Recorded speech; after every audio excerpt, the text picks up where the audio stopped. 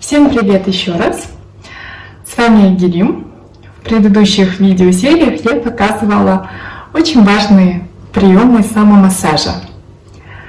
После того, как вы сделали приемы самомассажа на лице и на шее, вам не помешает буккальный массаж. Буккальный массаж по-другому называют пероральный массаж, массаж в ротовой полости. Для этого мне необходимо на лице скольжение создать.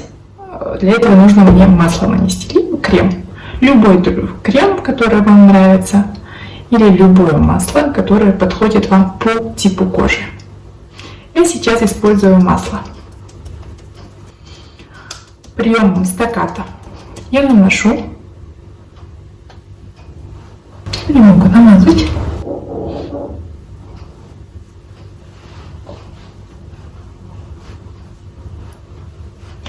Одеваю виниловые перчатки.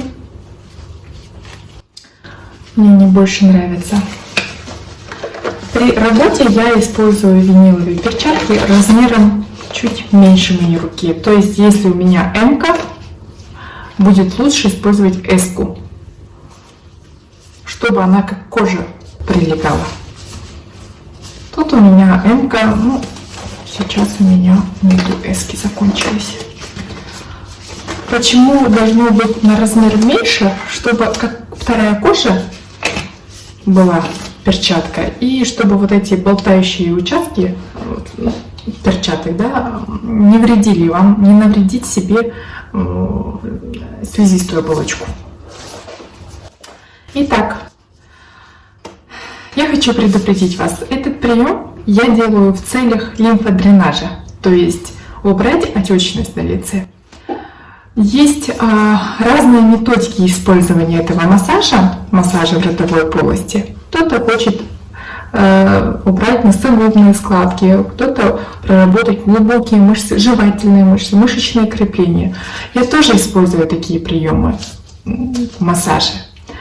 Но для себя я хочу показать вам приемы лимфодренажные с помощью буккальной техники. А также, конечно, будем прорабатывать все мышцы, которые прилегают на верхней челюсти и на нижней челюсти.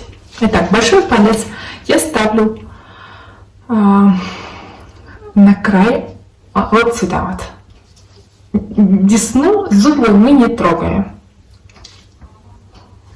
И потихоньку начинаю с параллельным движением от зоны, от носа к периферии, к мочке уха двигать.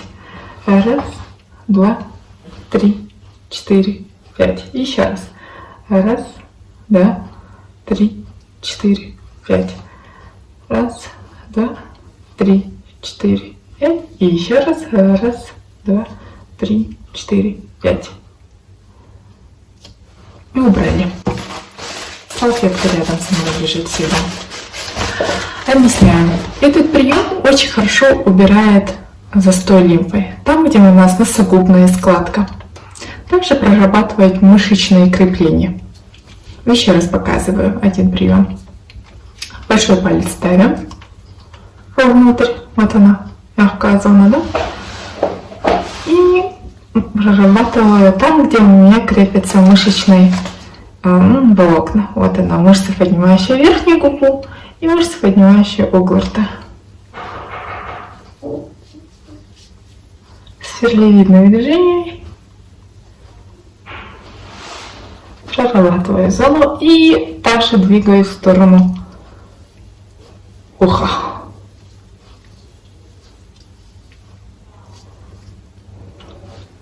Еще один прием. Вверх, вверх. Круговые движения в зоне вокруг глаз.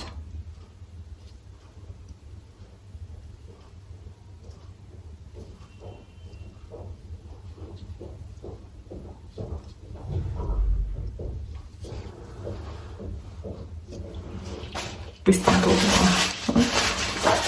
Этот прием хороша тем, он поднимает верхнее веко и убирает также застой лимфы, отеки в зоне вокруг глаз.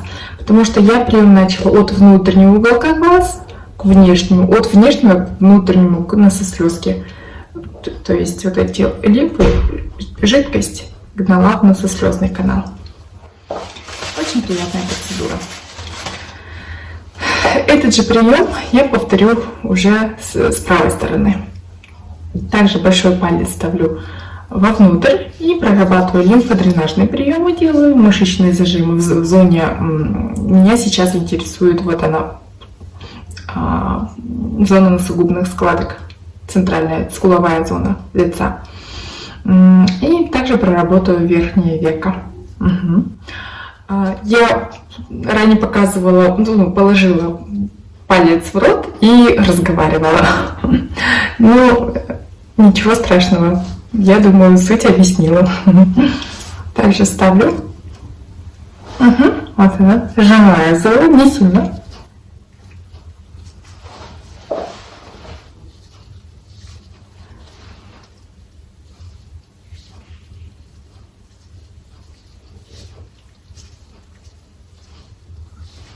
Зоне вокруг глаз.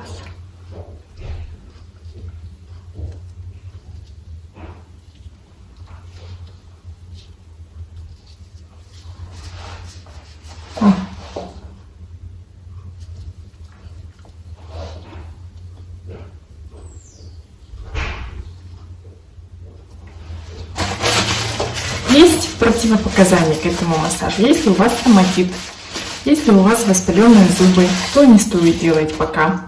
Если у вас ОРВИ, грипп, острая форма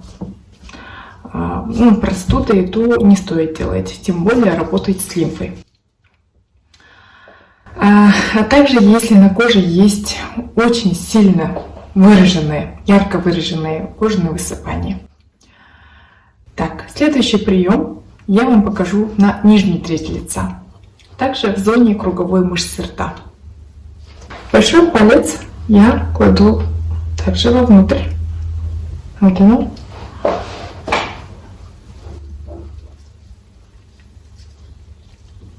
Середный район.